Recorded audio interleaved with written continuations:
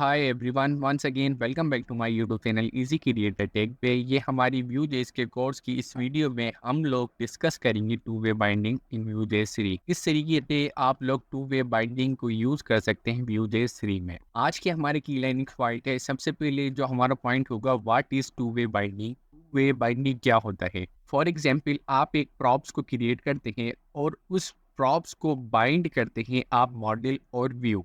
अगर आप लोग मॉडल में कोई भी चेंजेस करते हैं, व्यू में ऑटोमेटिकली चेंजेस हो जाएगी। अगर आप लोग व्यू में चेंजेस करते हैं तो मॉडल में भी आपकी ऑटोमेटिकली चेंजेस हो जाएगी। ये होता है टू वे बाइंडिंग। सेकंड होता है हमारा issues without two way bindings. अगर हम लोग टू वे बाइंडिंग को यूज़ नहीं करते हैं तो क्या इशू हमें फेस होते हैं?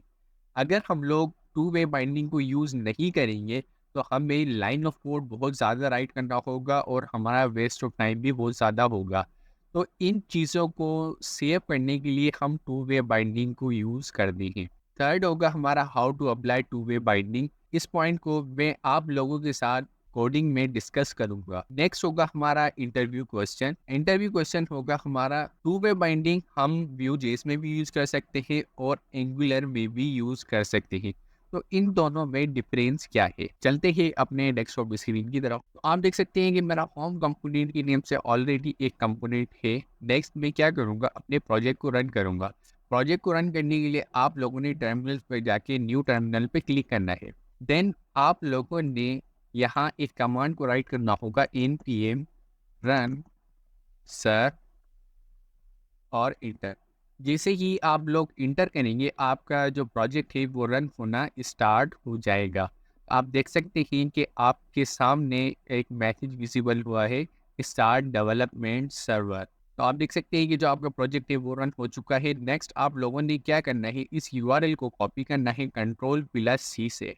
अगर आप कंट्रोल प्लस क्लिक भी करेंगे तो आपका ये न्यू टैब में ओपन हो जाएगा आपके ब्राउज़र में। मैं यहाँ से कंट्रोल+C से कॉपी करूँगा। कॉपी करने के बाद अपने गूगल क्रोम में जाके इस यूआरएल को पेस्ट करूँगा। जैसे कि मैं इसे पेस्ट करूँगा तो आप देख सकते हैं कि आपके सामने एक इस तरह की स्क्रीन विजिबल हो रही है। नेक्स्ट आप लोगों ने अगेन अपने VS कोड में जाना है। VS कोड में जाने के बाद मैं आप लोगों को बताता हूँ कि बेसिकली मॉडल होता क्या है। मॉडल आप लोगों का जावा स्क्रिप्ट का कोड होता है। जो भी आप जावा स्क्रिप्ट के टैग के अंदर, जो आप स्क्रिप्ट के टैग के अंदर कोड को राइट करते हैं, ये होता है आपका मॉडल का कोड। और व्यू का कोड क्या होता है? व्यू का कोड होता है आप लोग जो टेम्पलेट के टैग के अंदर जो भी टैग्स हो गया, टेक्स्ट हो गया, जो आप राइट करते हैं और अपनी वेबसाइट में व्यू कराने के लिए, वो होता है आपका व्यू का कोड। मैं यहाँ सबसे पहले एक काउंट के नेम से वेरिएबल को क्रिएट करूंगा। वेरिएबल क्रिएट करने के लिए हमें इंटरपोलेशंस की नीड होती है। मैं यहाँ इंटरपोलेशंस को क्रिएट करूंगा। अगर आप लोगों को इंटरपोलेशंस के बारे में नहीं पता है तो आप लोगों ने मेरी इंटरपोलेशंस की वीडियो को वॉच करना है लाजमी। देन आप लोगों को इजी रहेगा इस वीडियो को कंटिन्यू करने। इंटरपोलेशंस क्रिएट करने के बाद मैं यहाँ एक काउंट के नेम से एक वेरिएबल को क्रिएट करूंगा।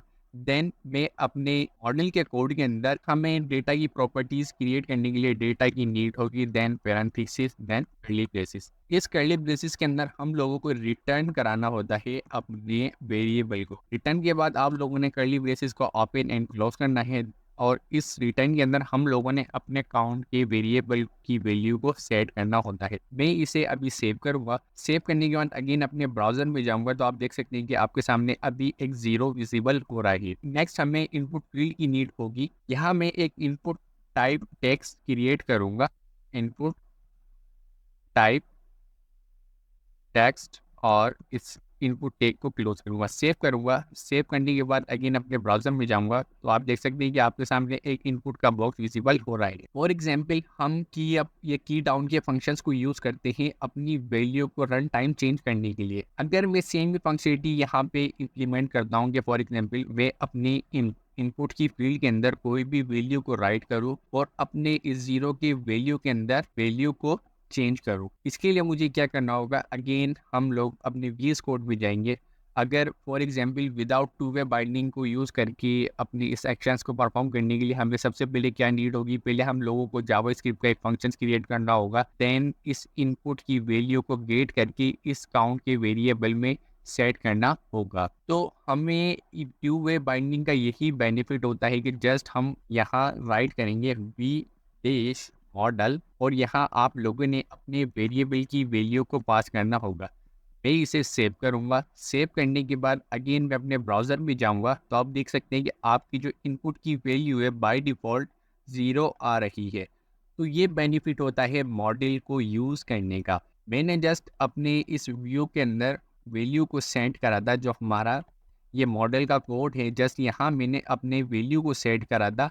बट जो हमारा इनपुट फील्ड है उसमें भी हमारी वैल्यू 0 सेट होके आ रही है। तो ये बेनिफिट होता है मॉडल को यूज़ करने का, टू वे बाइंडिंग को यूज़ करने का। अगर मैं यहाँ कोई भी चेंज करता हूँ, तो आपके सामने ये देख सकते हैं कि यहाँ मेरे व्यू में भी चेंजेस हो रही है। फॉर एग्जांपल अगर मैं यहाँ अपने काउंट में चेंज करूँगा, 10 या 5 कर दूँगा, 0 की जगह सेव करूँगा।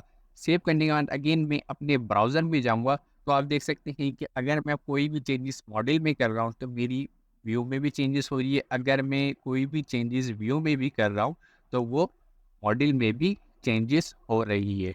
तो ये होता है टू वे बाइंडिंग को यूज़ करने का बेनिफिट। आई होप आपको मेरी वीडियो पसंद आए। मिलते हैं नेक्स्ट वीडियो। अगर आप लोगों को मेरी वीडियो पसंद आए, वीडियो को लाइक करें, चैनल को सब्सक्राइब करें, बेल नोटिफिकेशन पे प्रेस करें, ताकि हर मेरी न्यू वीडियो का नोटिफिकेशन आप तक पहुंच सके। अल्लाह हाफिज़।